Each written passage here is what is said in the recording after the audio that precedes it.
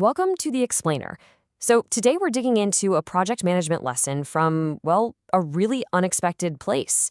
It's an ancient story, and it's all about a problem that, let's be honest, most managers would absolutely love to have. So, have you ever thought about this? What happens when a project is just too successful? This account from the book of Exodus flips the whole script on typical project problems. Instead of not having enough, what do you do when you have way too many resources, all because people are just so excited to contribute? All right, so let's set the scene. Our story kicks off with a massive undertaking, building a sacred sanctuary. And we're not talking about just any old construction job. No, this was a project that was part art, part devotion, and it demanded the best of the best, the highest level of skill imaginable. And right from the get-go, you can see this isn't your typical project. The leadership team, well, Moses announces that two specific people have been chosen. And get this, they've been filled with the Spirit of God. So they weren't just skilled craftsmen. The story frames them as being divinely inspired. That sets an unbelievably high bar for what's about to happen. And here they are, the two project leads, a man named Bezalel from the tribe of Judah and Aholiab from the tribe of Dan.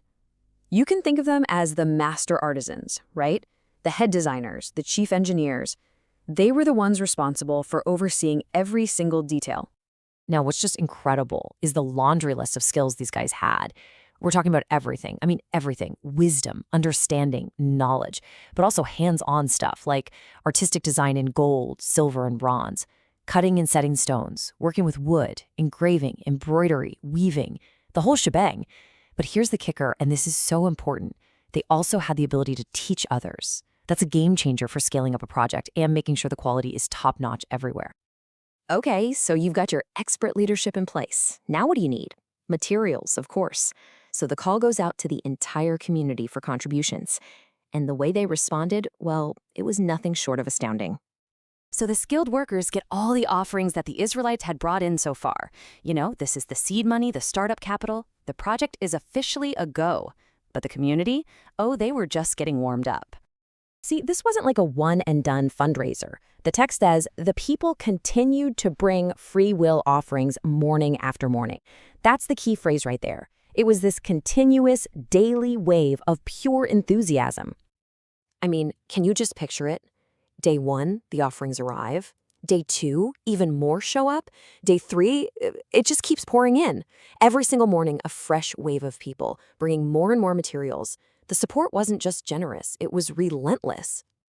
But here's the thing. This incredible generosity, it actually created a problem. A really unexpected one. And this, right here, is where the story gets super interesting. Suddenly, everything just stops. All the skilled workers, the ones doing the actual building, they down tools. They stop what they're doing and go straight to Moses. They've realized they have a situation on their hands, something so strange it requires the top leader's attention, like right now. And what they tell Moses is just stunning. They say the people are bringing more than enough for doing the work the Lord commanded to be done. Think about that. This isn't the classic project problem, right? They're not running out of supplies. It's the exact opposite. Their problem is a problem of plenty.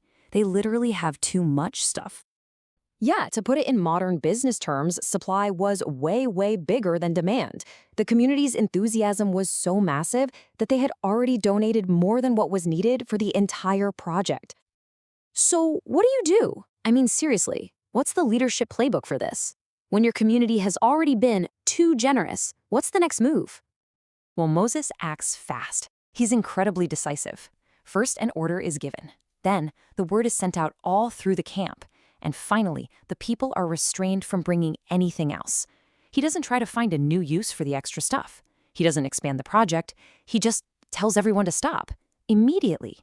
The official word comes down, loud and clear. No man or woman is to make anything else as an offering for the sanctuary. That's it. It's a direct, crystal clear command that just turns off the fire hose of generosity. The fundraising phase, it's over. Done. And this brings them to a state we could call sufficiency. The text itself says it perfectly. What they already had was more than enough to do all the work. That's such a powerful idea, isn't it? Reaching a point where you don't just have enough, but you have more than enough. So why does this all matter? Well, it's a really rare kind of leadership lesson, right? It's about having the wisdom to recognize when a goal has actually been met, and then having the courage to declare it. It's about telling a super enthusiastic community, hey, thank you, but we're good. We have enough. It's a way of protecting people from their own incredible but maybe excessive generosity. And that's our explainer for today. It leaves us with this really powerful question, one that feels more relevant now than maybe ever before. In a culture that is always pushing for more, how do we learn to recognize enough?